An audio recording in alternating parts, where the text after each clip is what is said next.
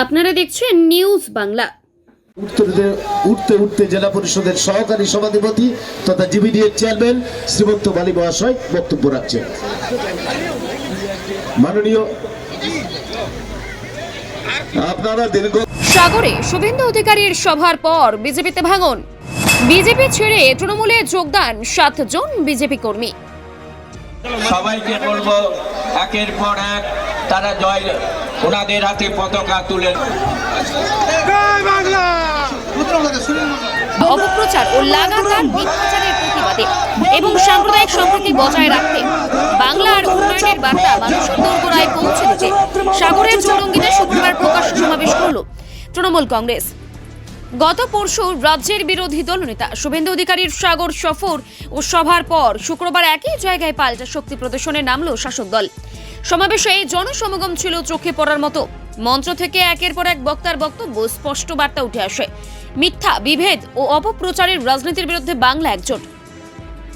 এদিনের সমাবেশে উপস্থিত ছিলেন দমকল মন্ত্রী সুজিত বসু, সুন্দরবন উন্নয়ন মন্ত্রী বঙ্কিমচন্দ্র হাজরা, মথুরাপুর লোকসভা কেন্দ্রের সাংসদ বাপি হালদার এবং সোনারপুর দক্ষিণের বিধায়িকা লাভলি মৈত্র, মন্দির বাজার বিধানসভার বিধায়ক জয়দেব হালদার সহ বিশেষ ব্যক্তিবর্গরা। বাংলাদেশি কখনো বলছে জেহাদি, আজকে তিনি ভুলে গেছেন ফেস টুপি মাথায় দিয়ে যখন সাবুদ্দিনের বাড়িতে 3 বাটি খেয়েছিলেন সে কথা আজকে তিনি ভুলে গেছেন। তিলক নিয়েছেন আর বলছে তিনি নাকি সব থেকে বড় সনাতনী। আমরা বলি এই বাংলার মাটি সংস্কৃতির মাটি, বাংলার মাটি শ্রদ্ধার মাটি, বাংলার মাটি কৃষ্টির মাটি।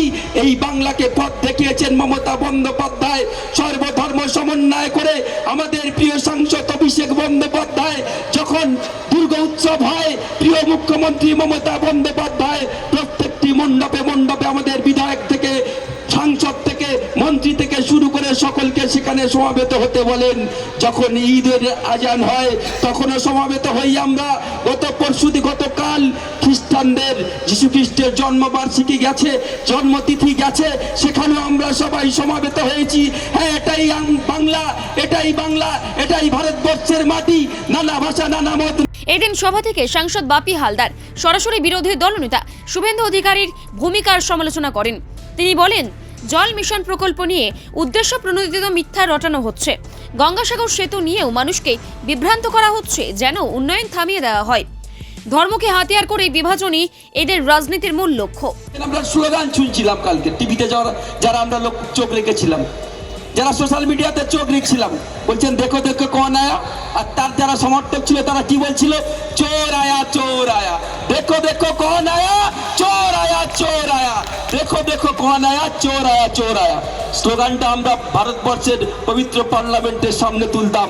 আমাদের সাংসদরা যখন বিজেপির নেতা নেত্রীরা আসতো, ভোট চুরিকে সামনে রেখে যারা একটার পর একটা রাজ্য দখল করছিল, তাদের সেই কথাকে আমরা বলতাম যে দেখো দেখো কন আয়া, চোর আয়া, চোর আয়া। কালকে যখন শুভেন্দু অধিকারী স্টেজে উঠলো, যারা সমর্থক ছিল তারা দেখেছিল যে কাগজে মুড়ে নিয়ে টাকা নিতে কাকে দেখা গেছে। মায়েরা, আপনারা টিভির পর্দায় কাকে দেখেছেন?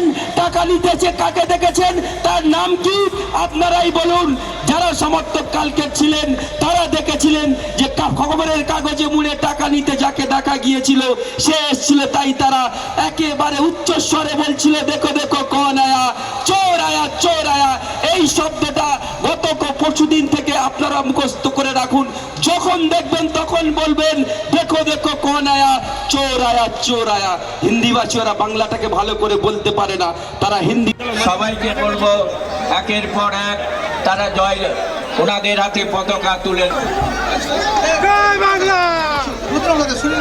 বন্দে মাতরম, বন্দে মাতরম, বন্দে মাতরম। তৃণমূল কংগ্রেস জিন্দাবাদ, জিন্দাবাদ, জিন্দাবাদ। জননেত্রী মমতা ব্যানার্জি জিন্দাবাদ, জিন্দাবাদ, জিন্দাবাদ। ছাত্র যুব নেতৃত্ব অভিষেক ব্যানার্জি জিন্দাবাদ। Bureau report, news Bangla. Congress লড়ছে, লড়বে।